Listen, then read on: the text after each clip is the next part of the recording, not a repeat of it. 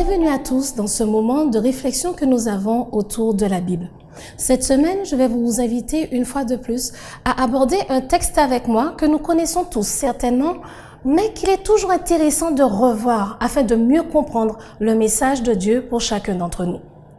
Nous allons aujourd'hui parler des juges, l'histoire des juges en Israël.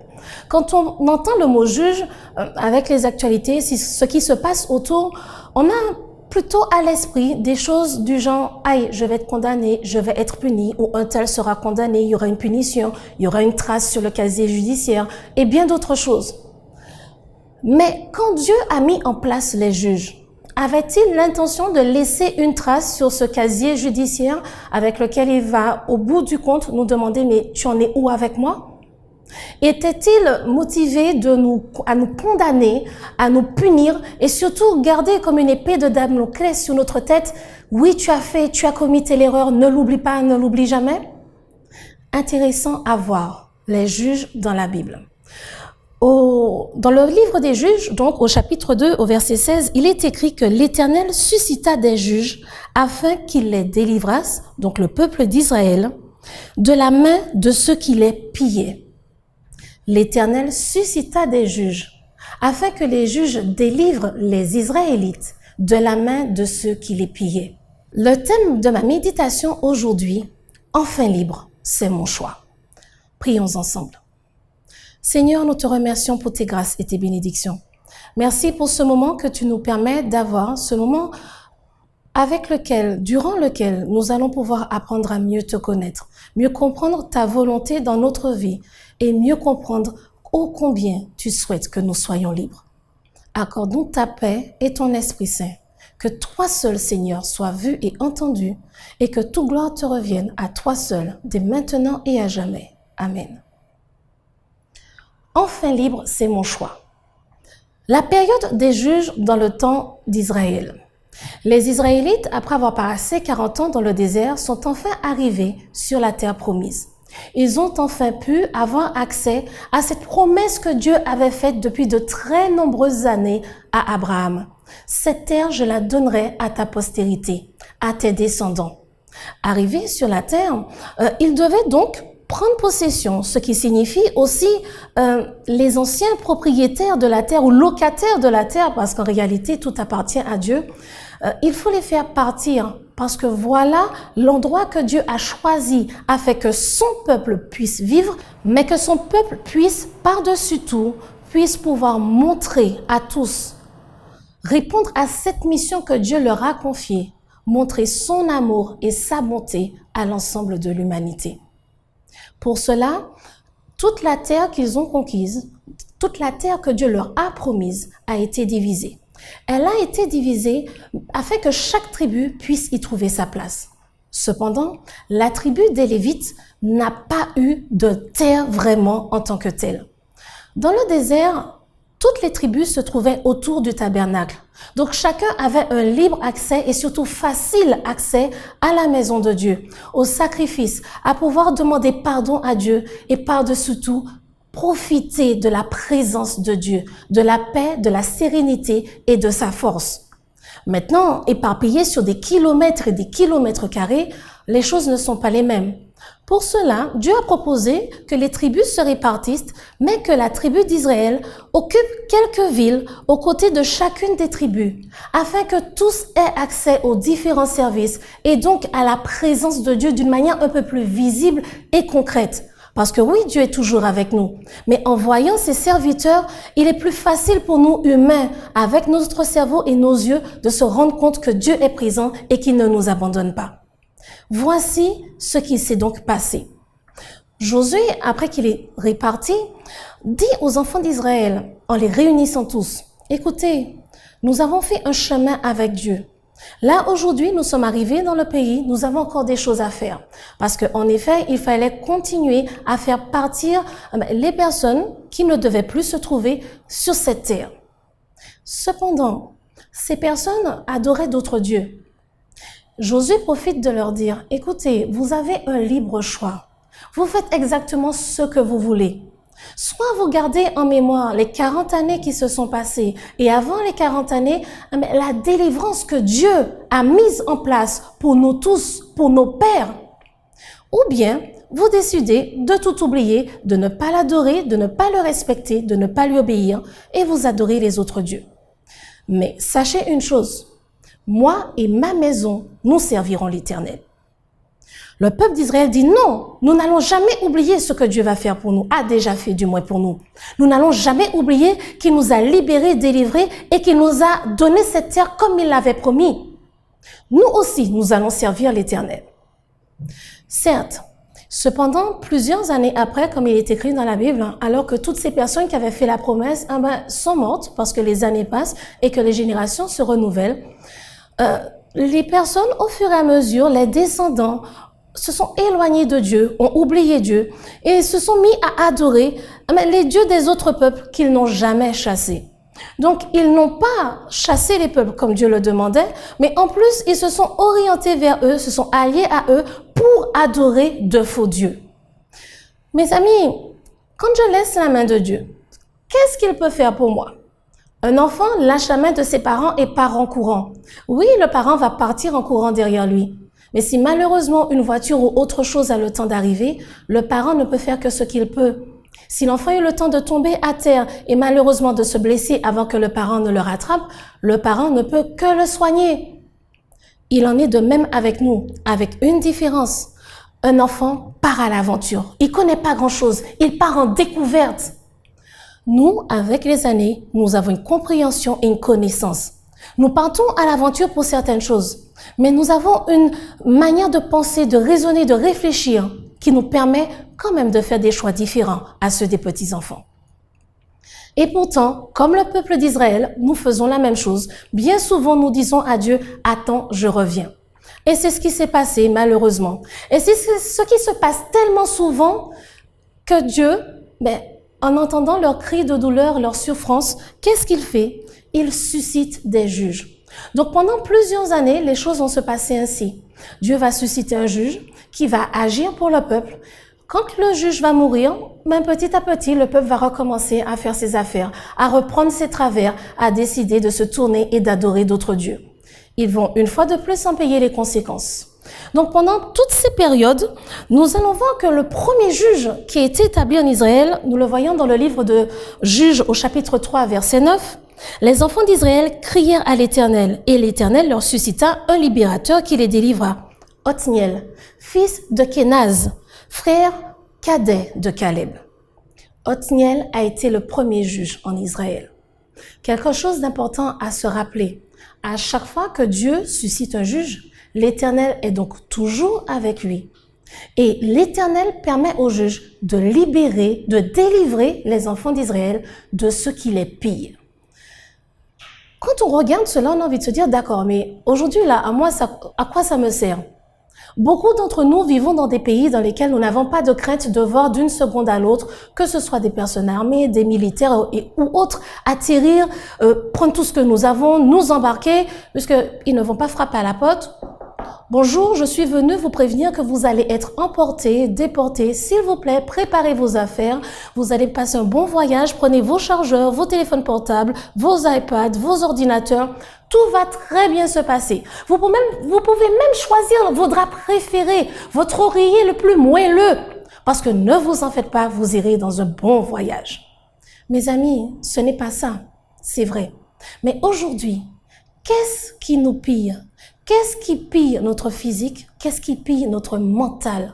Qu'est-ce qui pille nos relations sociales? Dans quelle situation je me trouve et je me sens dépossédée? Je me sens malmenée par les personnes ou les événements qui m'entourent.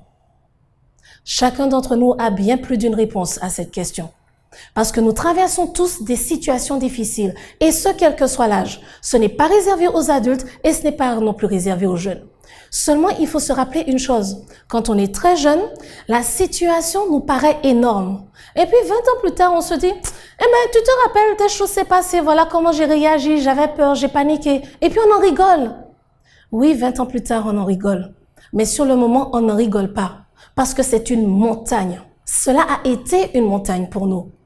Il en est de même pour nos enfants, neveux et nièces et ceux qui nous entourent. Ce qui leur arrive paraît et est une montagne pour eux. Donc ils se sentent aussi désorientés que nous l'avons été. Et reconnaissons que parfois en tant qu'adultes, nous sommes aussi désorientés, aussi grands que nous soyons face à certaines situations.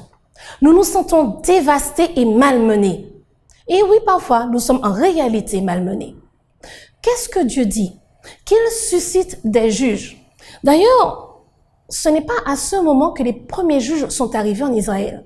Ils sont arrivés là sous une autre forme. Mais à l'époque de Moïse, alors qu'il avait tout le peuple avec lui et qu'il devait gérer toutes les affaires tous les jours, son beau-père lui dit un jour, « Moïse, ce que tu fais là n'a pas de sens. Mets en place des personnes qui seront des juges, donc des conseillers, qui vont statuer sur les affaires les plus faciles, les plus courantes. Et puis, tu vas mettre hiérarchiquement des personnes qui vont s'occuper de situations de plus en plus délicates. Et ce qui sera très délicat, toi, tu vas le gérer. Ce sera plus simple pour toi, cela permet à tout le monde de s'investir et cela permet de remettre de l'ordre. Il faut savoir que le mot juge qui est utilisé aussi bien dans le livre des juges que dans le livre qu'avec Moïse dans le livre de l'Exode, que ce mot signifie en effet juger, mais aussi gouverneur, conseiller, la personne qui met les lois en place.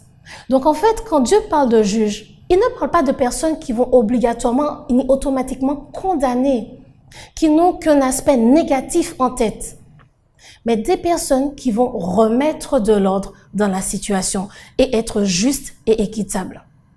Donc, au travers de cette expérience, nous voyons que les juges, à cette époque, avaient un lieu, une maison dans laquelle ils habitaient, où comme Déborah se trouvait dans un lieu, sous un palmier, sous lequel les personnes venaient à elle.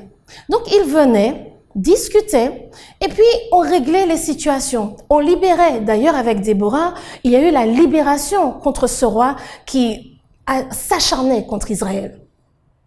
Mes amis, regardons bien ce qui se passe. Je me sens perturbée, déboussolée, je suis malmenée. Et là, on me montre comment Dieu met en place les juges. Ces personnes qui se trouvent à des endroits connus de tous et vers lesquels je vais. Vers lesquels je vais parce que je suis certaine que ces personnes ont reçu l'Esprit de Dieu, que ces personnes sont des personnes avisées que Dieu utilise pour m'aider, me conseiller et me permettre d'avancer.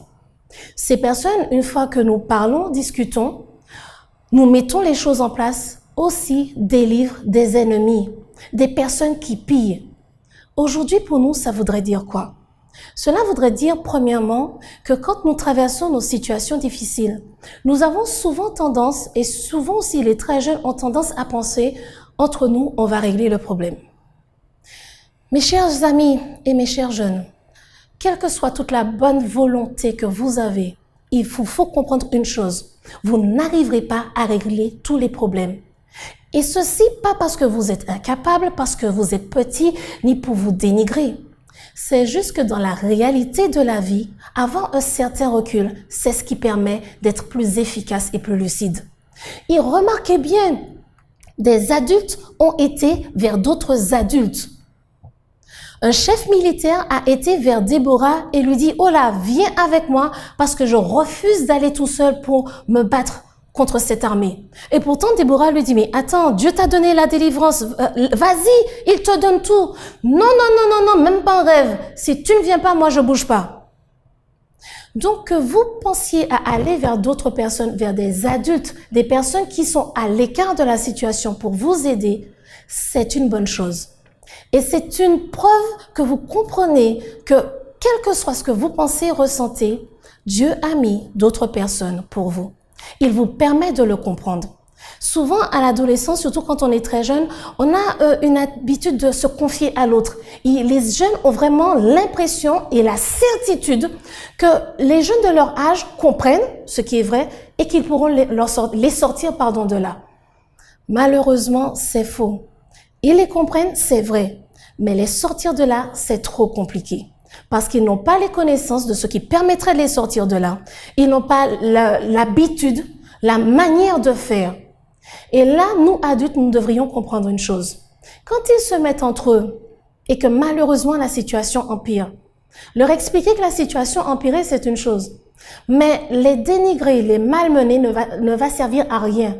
Pour une bonne raison, c'est que c'est leur âge d'avoir l'impression et la certitude qu'entre eux, ils réussiront à résoudre le problème.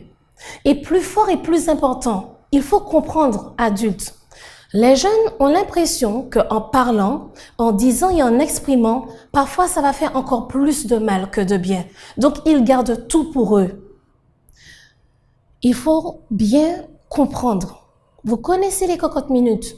Quand surtout les anciennes cocottes où on disait il faut faire attention pour la pression et patiti patata, c'est exactement la même chose. Ils s'enferment sur eux-mêmes, ils ont beaucoup de choses à l'esprit, ils essaient de trouver un moyen de s'en sortir.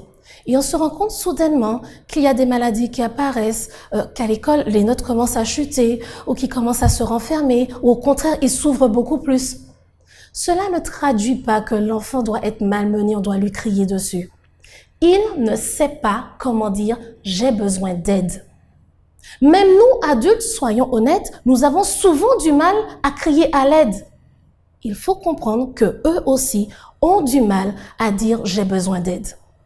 Comprenons qu'ils ont besoin que l'on prenne le temps, nous aussi, dans les moments difficiles, de s'asseoir et de parler avec eux, de partager avec eux. Pourquoi? Parce qu'en réalité, leur cerveau va pouvoir justement s'exprimer, s'extérioriser, et vous aussi.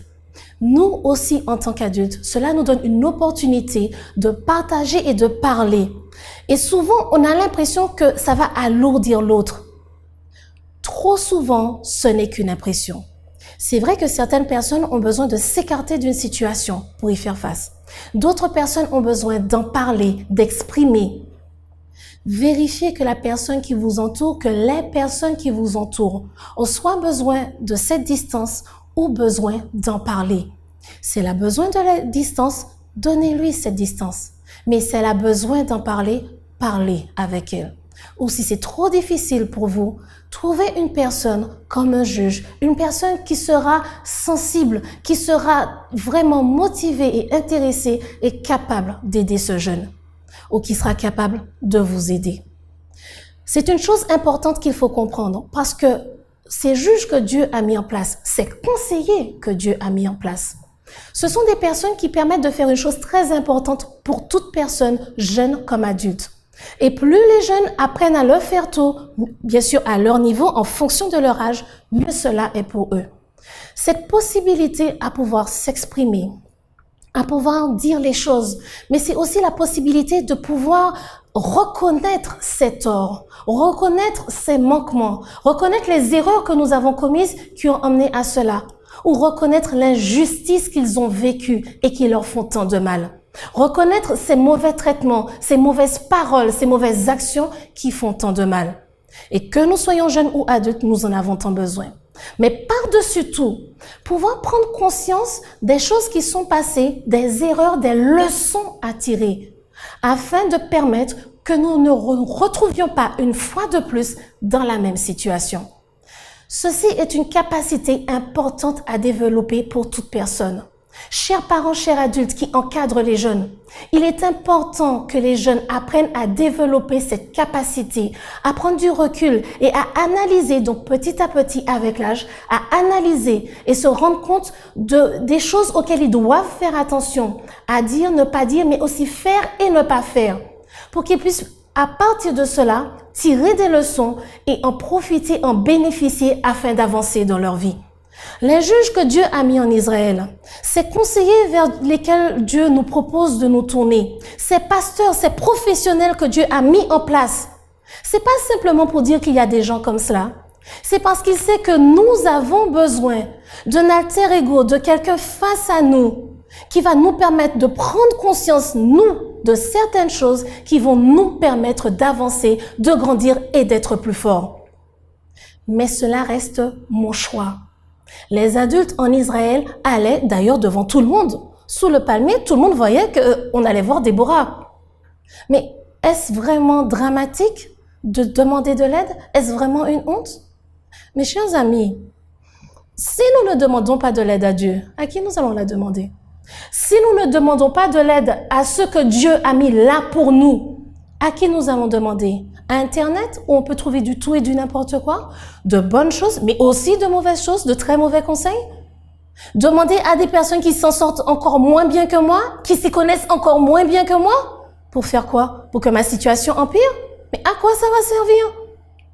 Autant que j'aille voir les personnes appropriées. Oui, il est parfois difficile d'exprimer et de dire certaines choses. Mais il y a un verset biblique que j'aime énormément, qui se trouve dans le livre de 2 Corinthiens, au chapitre 10, au 7, pardon, au verset 10. 2 Corinthiens, chapitre 7 et au verset 10. En effet, la tristesse, selon Dieu, produit une repentance à salut, dont on ne se repent jamais, tandis que la tristesse du monde produit la mort.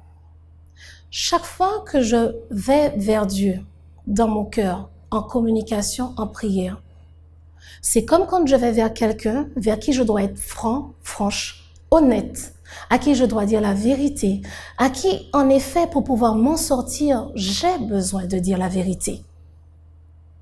C'est parfois un peu plus simple de mentir aux hommes, mais mentir à Dieu, je me mens à moi-même. Et c'est vrai qu'il est des fois plus délicat parce qu'on a mal, on a honte, on est gêné. Mais ce verset nous dit une bonne chose. Cette tristesse que je vais éprouver parce que j'ai des choses à confesser, à admettre, des choses, des erreurs que j'ai commises ou que j'ai supportées qui me font mal. Cette tristesse que Dieu me permet de ressentir en me disant, mais écoute, il faut que tu demandes pardon, il faut que tu puisses avancer. C'est cette tristesse qui va me permettre en effet de reconnaître donc ma part de tort, reconnaître et demander pardon à Dieu et enfin être soulagé et être délivré. Être délivré de ces pensées qui pillent mon esprit, qui rongent mon mental et qui font que mes relations avec les autres s'enveniment. Me délivrer de ce qui pille cette partie de ma vie qui est la spiritualité. Ce domaine de mon existence qui est présent tout le temps, ma relation avec Dieu. Être pillé parce qu'il y a des personnes qui mènent des actions envers moi, des agissements, des attitudes dont j'ai besoin de me débarrasser. Et pour cela, très souvent, il me faut une aide extérieure. Dieu met tout à ma disposition pour cela. Mais maintenant, c'est mon choix. Il faut savoir quand même une chose et garder bien à l'esprit. Souvent, on se dit, mais si Dieu nous aime tant, pourquoi j'ai autant de difficultés? Et même quand je le prie, il y a des situations qui s'arrangent et puis il y en a d'autres qui s'arrangent pas. Bon, je l'ai prié, mais je suis toujours malade et autres. C'est vrai. Parce que l'ennemi est là et l'ennemi nous fait payer les conséquences de toutes les erreurs que l'humanité commet de génération en génération. Mais prenez le temps de réfléchir et de vous dire une chose. De réaliser combien il est plus facile de traverser des moments difficiles, de pouvoir continuer comme Jacob à vivre avec un handicap, quelque chose qui nous fait mal, parce qu'au fond de nous, nous avons enfin trouvé la paix dont nous avons besoin. Cela veut dire que Dieu nous a enfin délivrés mentalement, spirituellement, de ce qui nous pille le cerveau, qui nous pille notre mental, notre existence dans notre tête. Et que quoi qu'il arrive de manière physique, nous arrivons à le traverser, à le supporter et à le relativiser parce que la véritable paix, nous l'avons. Soyons conscients et reconnaissants que quand on se débat au travers de beaucoup de choses, qu'est-ce qui se passe? Il y a tellement de choses à l'esprit, notre esprit est tellement en travail que souvent nous avons même du mal à prendre sommeil et à dormir. Et parfois nous avons même du mal à réfléchir et avoir des pensées cohérentes et lucides et à être efficaces. Parce qu'en réalité, nous ne sommes pas en paix. Nous repoussons cela, nous le cachons dans un coin parce que c'est pas si évident que cela. C'est vrai. Mais aussi difficile que cela soit, encore plus grande sera cette paix que nous allons ressentir, cette liberté que nous allons avoir. Oui, nous avons peur de faire face à ce moment, durant lequel on va devoir mettre les choses en place, se dire les choses, accepter et s'entendre dire des choses.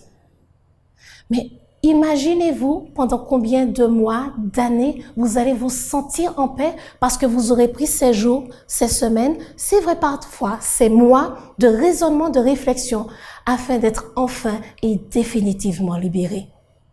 Les juges que Dieu a mis en Israël n'ont pas pour objectif de condamner et de dire « tu as tort, tu as mal fait ». Oui, il faut mettre chaque chose à sa place. Oui, il faut pouvoir reconnaître ses torts. Sans cela, comment demander pardon à Dieu? Comment être libéré de ce fardeau? Mais aussi, ces juges permettaient de se soulager, d'exprimer la douleur, d'exprimer la souffrance, la maltraitance d'autrui envers soi, puisque le juge aussi réglait avec l'autre personne, l'autre partie. Et le juge remettait les choses en place, réexpliquait à chacun comment il doit agir avec l'amour de Dieu, fermeté quand nécessaire, mais sagesse et intelligence dans notre vie, dans la vie de tous les jours. Et c'est ce que Dieu continue à vouloir pour chacun d'entre nous aujourd'hui. Être enfin libre, ne pas permettre à l'ennemi de continuer à piller notre cerveau, quel que soit ce qu'il va mettre en place. Il ne va pas abandonner, il ne peut pas nous laisser en paix. Mais non, ce serait trop beau. Nous aurons des moments de calme, mais il va revenir à la charge, bien entendu. Mais si nous arrivons à faire cette démarche avec Dieu, si à chaque fois que les choses deviennent trop compliquées, je cherche l'aide dont j'ai besoin de manière appropriée, Dieu va me permettre une fois de plus d'être libéré et délivré. Mais tout cela, c'est à moi de faire le choix, afin que cela m'appartienne, afin que cela puisse agir de manière réelle dans ma vie de tous les jours. Si je veux dès aujourd'hui, jusque dans l'éternité, être libéré, j'ai un choix à faire. Je peux être libre dès aujourd'hui. Tout ce qui pèse sur moi peut être allégé.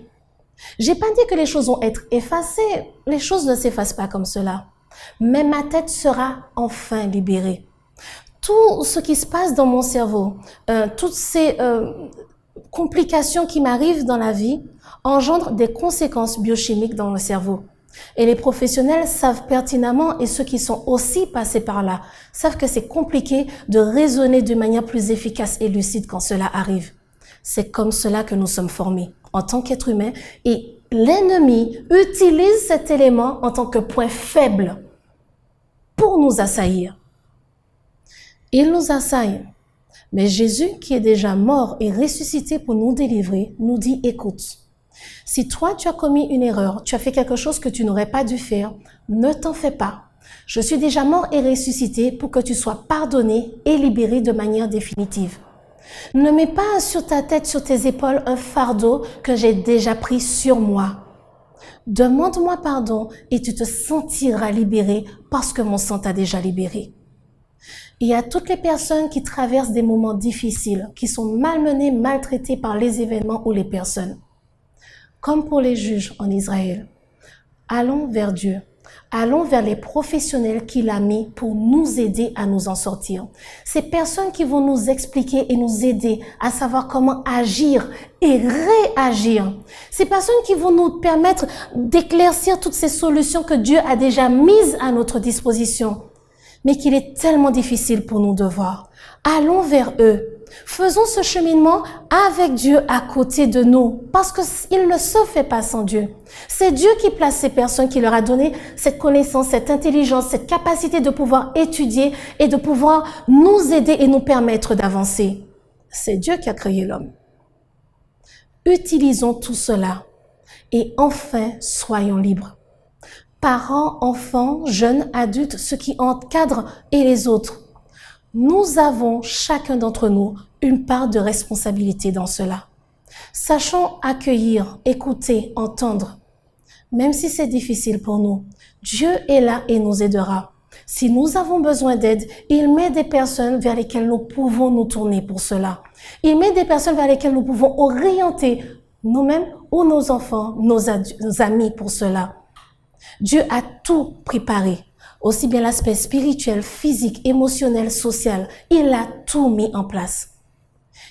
Acceptons de pouvoir nous déplacer. Regardez bien, les juges sont en place. Mais c'est moi qui accepte de me déplacer vers eux. C'est moi qui fais le pas afin que Dieu puisse faire le reste. Je dois faire ce pas. J'ai besoin de prendre cette décision si je veux que Dieu agisse dans ma vie. Et aujourd'hui, c'est ce que j'aimerais que nous puissions garder en mémoire. Les choses sont difficiles, mais Dieu met des personnes à notre disposition. Mais je dois faire le pas, ce choix qui va lui permettre à Dieu, au travers de ces personnes, de me libérer, de me délivrer. Et enfin, je serai libre parce que c'est mon choix. Prions. Notre Père, notre Dieu, nous te remercions pour tes grâces et tes bénédictions. Merci parce que tu nous as permis une fois de plus de comprendre que quelles que soient les difficultés, les événements qui traversent nos vies, ainsi que les erreurs que nous commettons, tu es prêt, disposé, tu as déjà tout fait pour que nous soyons pardonnés, que nous soyons délivrés, libérés, que nous puissions avoir accès à cette paix, cette unique paix qui nous permettra de continuer à vivre dans ce monde rempli de méchanceté et de difficultés, qui nous permettra de percevoir cette joie que toi tu as mis en place pour que nous puissions au travers des difficultés te voir le soleil parmi tous ces nuages. Aide-nous à pouvoir prendre conscience de cela. Donne-nous le courage de pouvoir faire ce premier pas qui va nous ouvrir les horizons de joie, de bénédiction, de liberté avec toi. Seigneur, tu connais mieux tes enfants qu'aucun d'entre nous. Que ta paix et ta grâce soient avec eux et que nous puissions ensemble avancer jusqu'au retour de Jésus pour l'éternité. Enfin libre, c'est mon choix. Et j'espère que c'est le choix que chacun d'entre nous va faire dès aujourd'hui jusque dans l'éternité avec Dieu. Que Dieu nous bénisse tous.